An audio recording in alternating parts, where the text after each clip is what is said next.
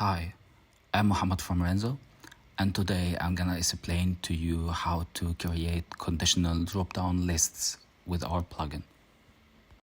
The feature is empowering our users to create conditional drop-down lists. This means each value in the main list opens another drop-down list with conditional values.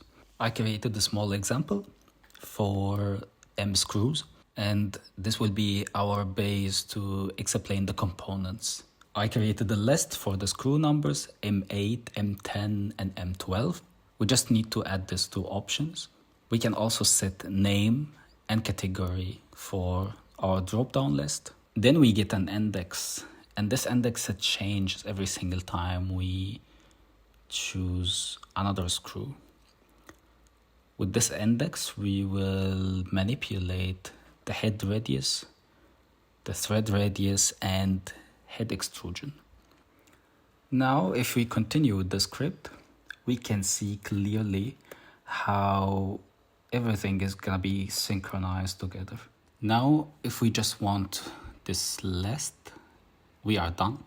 But if we want to add another list, we can actually go to step number 2. Step number 2 is using drop-down switch. In this component, we will just attach the index, and I prepared some lists relates to the length of each screw, and each one of these lists we will add it to set. Every time the index is changing, also the list is changing. Now we use the options to another drop-down component. We can add the name or category as we mentioned before.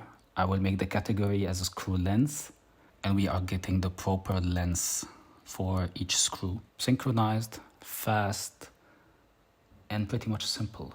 That's it. That was our tutorial today for how to use drop-down lists and how to manipulate it.